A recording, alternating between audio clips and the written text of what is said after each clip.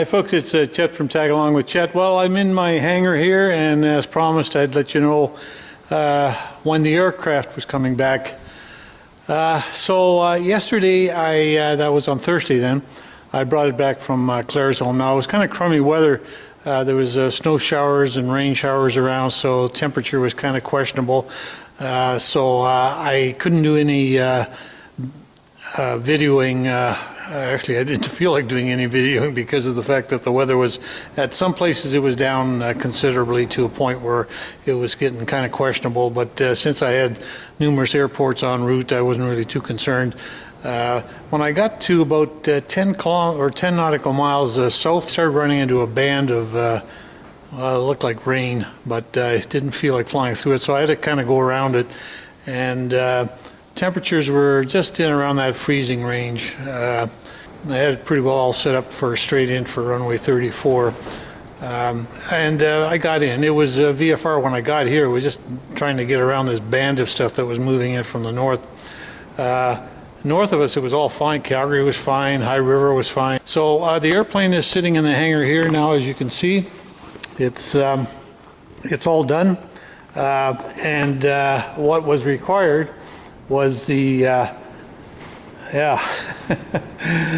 the number 3 cylinder had to be changed. So it was another expensive annual.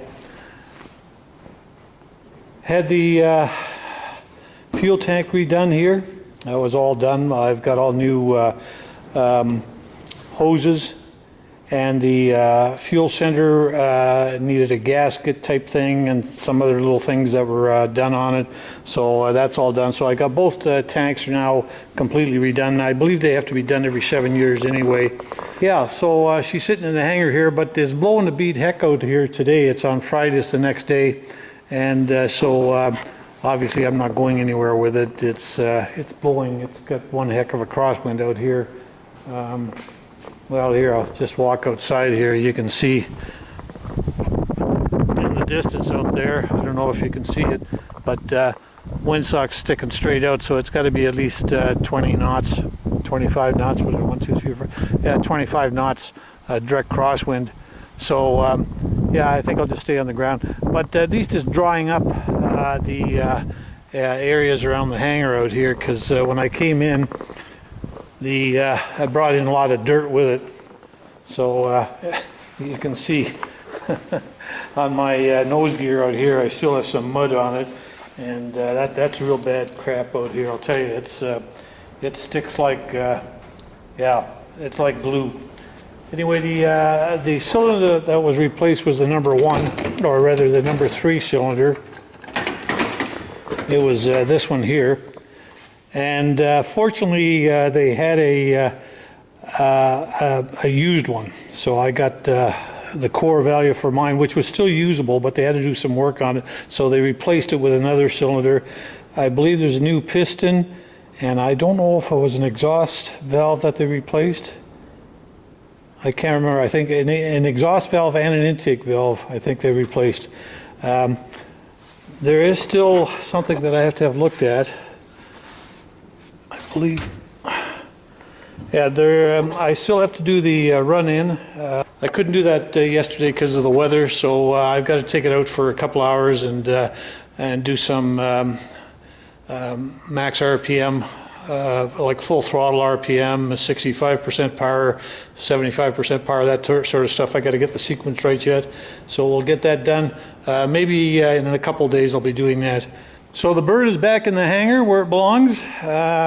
Actually, I was pretty happy to get it back yesterday, to tell you the honest truth, because it felt pretty empty in the hangar. So next week, apparently, we're supposed to be running into the double digits as far as the weather is concerned, and that's the way I like it. Double digits in the temperature.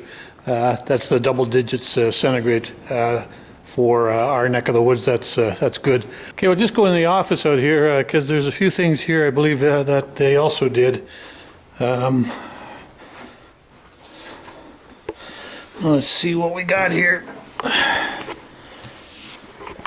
Oh yeah, one other thing that they had to do was all the tensions were checked out on the control cable and they were actually they were good. So they apparently have to do that every 500 hours. So that was done. I had another little issue. I had a bit of a spider crack starting up in the top left-hand corner of my left window, and that's the one with the little pop-out window on it. But I'll probably get that whole window replaced at some point. So it was stop drilled, and then some silicone was put on it, or there's a special stuff that they put on it to kind of keep it so it doesn't crack any further. So another thing I noticed is the landing light was burnt out, and normally you'll notice that when you flip on the landing light, which I normally do as I get into the circuit, or prior to getting into the circuit, like about 5 miles out from the airport. But I hadn't noticed that actually, so I'm glad they found that.